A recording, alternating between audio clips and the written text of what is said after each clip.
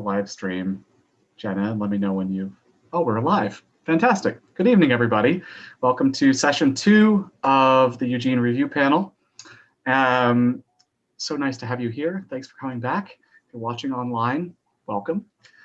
Let's just go over once again sort of the what's coming up, where we've been, what's coming up. We're in the first phase here, sessions 1 through 3, still hearing from background experts, exploring experiences within the panel itself. And then next week, we'll move into the panel selecting your own experts around this topic, and then starting to prioritize potential principles to recommend to the city. Now, I have a couple just little things to tell you about before we jump straight into things here tonight. I want to, there was a note from a couple folks last time about chat, and that using chat during the sessions, particularly in the large group sessions, can be a little bit distracting. It also, folks can have a hard time, hard time accessing it. It also doesn't show up in the live stream. So those are all reasons why we want to sort of discourage you from using chat too much, especially in these large groups. That said, if you're feeling shy and you really want to ask a question of one of the experts, that's a great reason to use chat. But otherwise, let's keep the chat fairly quiet. I wanted to note, somebody mentioned, we had a few extra questions that weren't answered at the last meeting, and I kind of flubbed up kind of answering that question and how that works. So I just wanted to make clear that you, the panel, can recall experts. If you really want to hear from somebody again, or later on down the road, if you're like, we really need to ask this person a couple questions, we can get them back for you or try. And also, if you want to submit questions sort of between sessions to experts that have already presented, we're happy to be a conduit to that and bring them back to the whole panel. The only thing about, sort of contacting experts individually is that we really want to make sure that the whole panel has access to the same information, that there's not sort of different levels of sort of access, which can happen if folks are sort of talking to experts individually. So it's not to sort of restrict what you can ask to experts. We just want to make sure it gets back to the whole group. So however we can do that, let's do that. Also, I want to note in that same vein, we know that you may be talking to folks at home or to friends and family about what's happening here. If there's anything that you talk about outside of the panel, bring it back to the panel. When we're in the next small group and we're doing a debrief or something, bring it back to your fellow group members so that you can sort of share it with them. So that everybody, once again, has sort of access to the same information. I wanted to mention a couple folks, were saying, oh gosh, there's a lot of information in this packet. I haven't read it. I didn't read it in advance. We didn't expect you to read it in advance at all. There'll be time as the sessions go on to spend more time with those written materials. Now, you're welcome to look at them, of course, if you have them and you're curious, and feel free to read through them as much as you'd like, but no requirement there. Come as you are. That's all we asked. Also, I wanted to mention that at the very end of last session, we went into, we had this little poll to select task committees. And I've talked to a couple of you because the process oversight group, actually a couple members had to do some work today. So I randomized that group and started going down the list and called a couple folks and luckily found Linda and Cheryl who agreed to attend the steering committee meeting today on behalf of that group and the panel. So they will be, fantastic. Thanks so much for volunteering to do that. In their group today, they'll be deciding sort of who will be representing the panel on a rotating basis for that group. They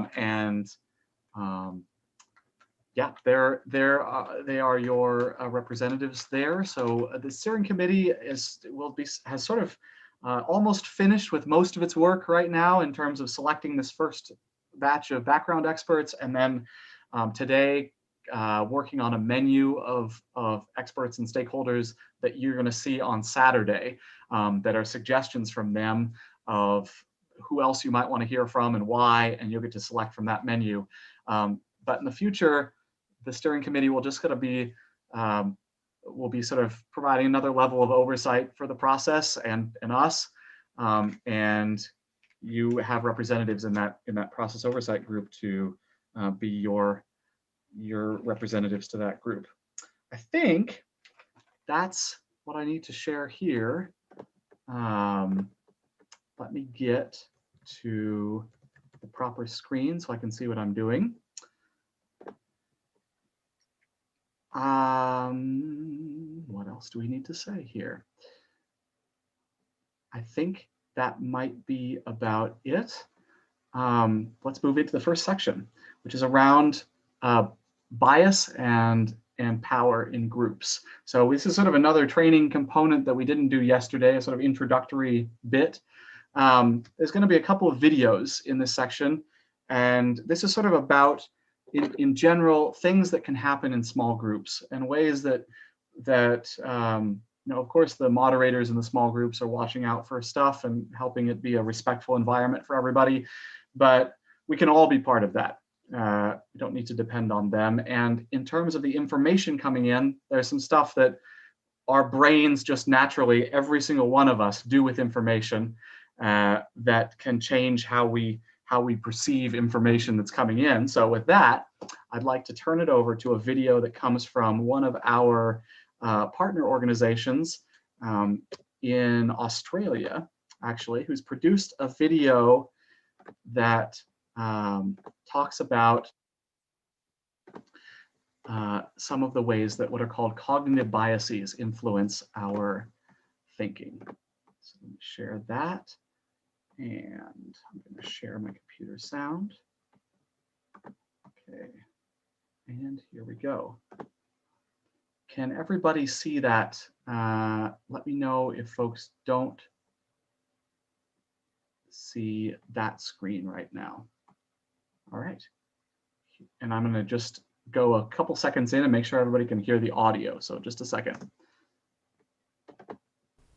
Without us realizing it, our brains can sabotage our own thinking. All right. Can everybody hear the audio on that all right? Make sure, raise your hand or speak up right now if you can't hear that audio that just came through. Ooh, amazing. All right. Hooray for technology. All right, here we go. Without us realizing it, our brains can sabotage our own thinking. Instead of thinking clearly, our mind can simply close itself off. Luckily, there's a way to see the bigger picture. If you're aware of these blocks, sometimes called cognitive or unconscious biases, you can address them. This is particularly helpful when you're working with others to make important decisions. There are many unconscious biases. We are going to highlight 6 of the most common ones so that you can identify and work around them. The first bias is anchoring bias. The first or last piece of information you hear or see can create a lasting memory. We tend to remember this information, even if it's not the most useful or relevant piece of information that we have received. The second bias is the bandwagon effect, sometimes called groupthink. When many people take one position, you might feel like you should join them, even if their views don't align with yours. Be clear on your own position and be wary of getting swept along. The third bias is blind spot bias.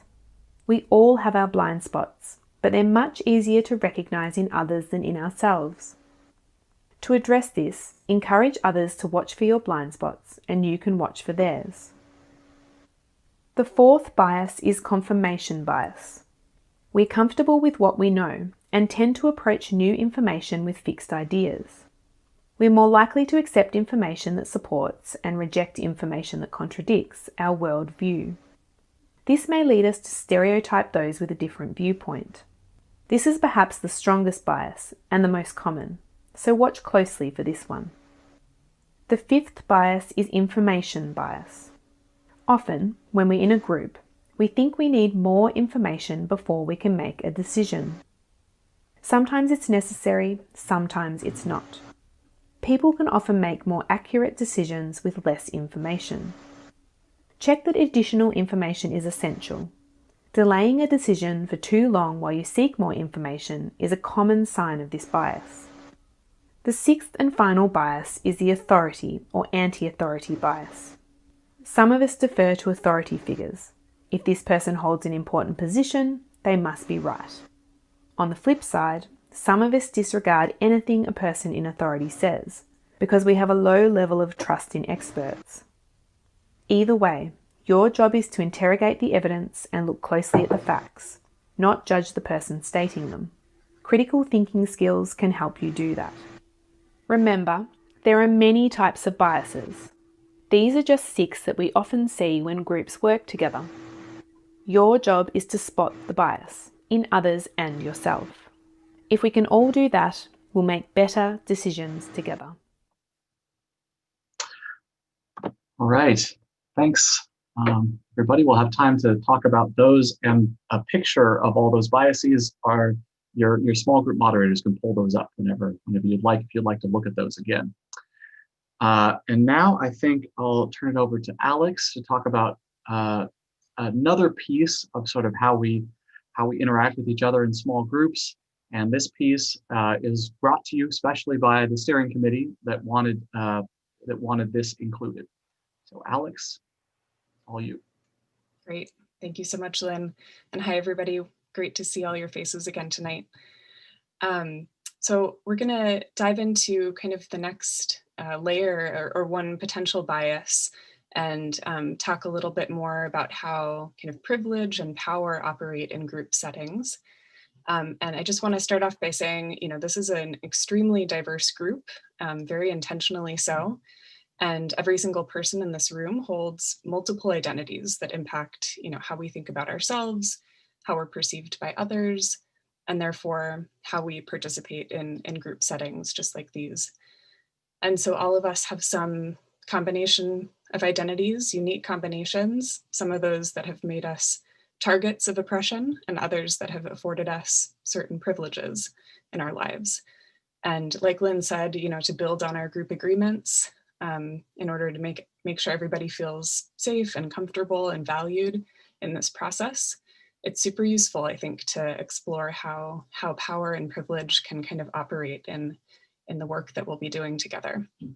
So this next video just gives a couple examples and talks a little bit about how those larger systems of power and oppression affect people's lives. So we'll watch that and then we'll come back and do a little activity together. I think Lynn has that queued up. Think of a baby when it's born as a simple stick figure. Pretend identity is like the first set of clothes given to them by others who expect them to wear that style throughout their life. Now consider their personal style, might be color or hairstyle, as clothes that they would pick to best match their personality. Likewise, gender identity is shaped at birth when a doctor assigns gender. Grandparents then begin to describe boys as having strong cries or gift girls pink headbands with bows. For some, gender assignment and all that is associated with it is without conflict. As we mature, we carry this assigned identity as we engage with social structures like schools. Cisgender kids go into their assigned boys or girls bathroom without hesitation. Walking into a different bathroom is met with redirection. For transgendered and genderqueer people, however, the assignment of gender at birth is painful. Their identities create tensions and are in opposition to assigned gender roles, behaviors, and expectations from friends, family, and society. They worry, which bathroom is safe for me? This tension also happens around language. In the US, English is considered a primary or sole language, and this affects everyone's identity. Unless you're in a foreign language class or a bilingual school, there can be stigma about speaking languages other than English in the classroom or in the playground. You may receive messages that English is the only acceptable language in school. The social messaging is that speaking another language is shameful and problematic, while speaking English, ideally without an accent, is rewarded as good behavior. In this way, Spanish-speaking family members are stigmatized as others, and speaking Spanish becomes undesirable. This process explains why, regardless of country of origin, children of non-English speakers lose their language by the third generation.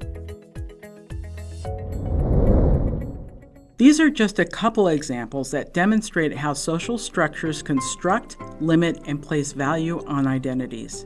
This becomes highly problematic when school completion, racial profiling, poverty, and health disparities are associated with specific identities.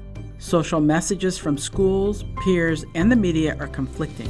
They tell us that all men are created equal despite what is actually reinforced by everyday interactions, like the classic example of a white woman who guards her purse in the elevator when a black man enters.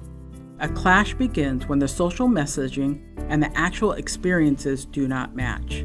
We cannot be equal if we define one group as better or even superior to another based on gender or racial identification.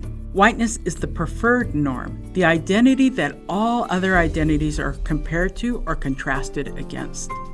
The norm of whiteness is so strong that it is invisible. For instance, when describing a person, if their race is not described, the assumption is that they are white. Inequality touches all parts of our lives. Even when we're thinking of starting a healthy family, we assume that education, income, and healthy lifestyles should produce the same healthy birth outcomes regardless of race in the U.S. Yet research indicates that regardless of age, education, income, and healthy behaviors, and unrelated to genetics, Black women in the U.S. have poorer birth outcomes than their white counterparts. Black women experience increased infant deaths, maternal deaths, and low birth weights. Many scientists associate the resulting poorer birth outcomes to increased stress related to experiences of racism. But how do we have social change and equity when those who are most affected can be demoralized and frustrated by their everyday attempts to achieve the same outcomes as their white counterparts? Our relationship to identity groups can be the key to create. Great. Thank you so much. I think that was what you wanted to show, right? Yeah, that was perfect. Great. So thanks for watching that second video. I know this is a lot of information all at once. So we're going to take a moment to do a little bit more of a reflective exercise now.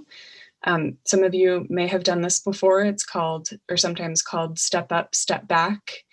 It's a common activity that lots of people do in diversity, equity, and inclusion trainings. So we've borrowed some of this content from other groups that do this work. And how it works is that I will read a series of statements out loud and give you a moment to kind of silently reflect about whether each statement is true or false for you. And then just scribble your answers down, grab a piece of scratch paper or whatever you have handy. Just write down true or false, okay? And I have about 15 questions here. I'll take a pause after each one so you can think about it and write down your answer. And let's get started. So the first statement, English is my native language.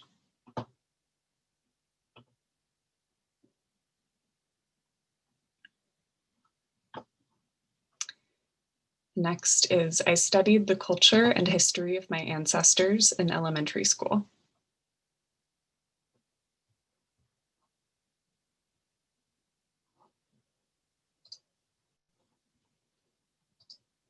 The next, one or both of my parents graduated from college.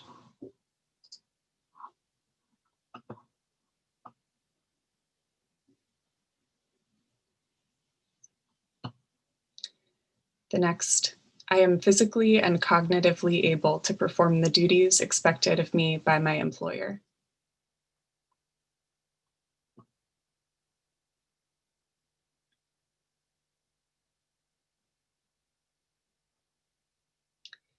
Me and my family have always had health insurance.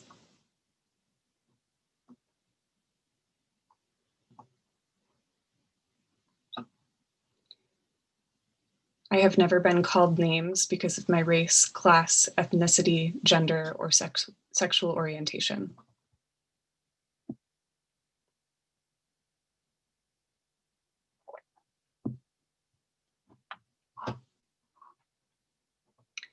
I have been offered a job because of my association with a friend of a family member.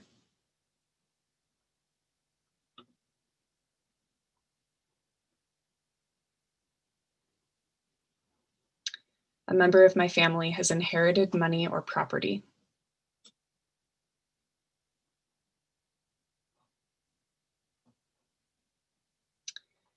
I have never felt afraid to walk into the restroom that matches my gender identity.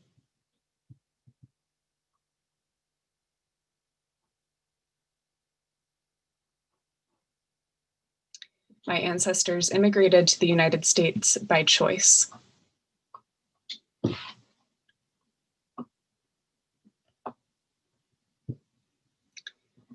I always feel safe walking alone at night.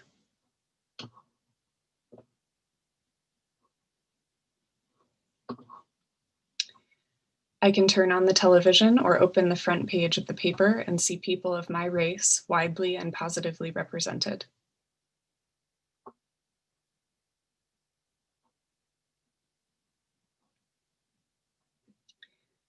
I always feel comfortable with people knowing my sexual orientation.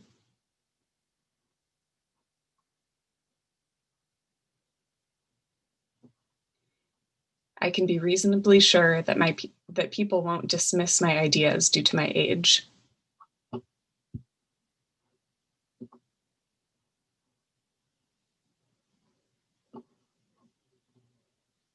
Okay. So thank you all so much for engaging with that. I know this is this can bring up a lot, and I wish that we were all in the same room together. It feels hard to do this kind of thing over Zoom. So I want to just acknowledge that, but I think it is kind of valuable to reflect on these things and how they might show up in this space and in our interactions with each other throughout this process. So we're going to have some time to debrief this in small groups in just a few minutes here. And we're also going to be doing another task in those small groups. So excuse the bit of lurchiness here for a moment, but Lynn is going to give you kind of the second piece of instructions for those small groups, and then you'll have time to debrief. And I just want to say one last thing about the debrief. I know this is sensitive material. It holds a lot for many of us, and you are in absolutely no way required to disclose any of what you just wrote and thought about in your small groups. So just know that that is not an expectation at all. Please feel free to disclose only what you're comfortable with. Okay, so with that, I'll pass it back to Lynn to do a little bit more instructions. Thanks, Alex. Yeah, just a little bit more about what this group is going to be. We're going to move into your task committees for the first time. So it'll be a surprise for almost all of you, perhaps what committees you're in. I was able to place almost everybody in a committee that you wanted. There's only a couple of names on the list that I think I couldn't work out because so many people wanted to be in the writing group mainly. But that's only one or two people, and I sort of randomly assigned you to one of the groups that needed another member. So apologies to you, but I think that's only maybe one person. So with that, we're going to move into these groups, and moderators, we are still going to end this session, this next part on time. So 6:55. Just going to have to. This will be the first among many meetings with this task committee. So this is just an introduction that will have to be just slightly shorter. All right.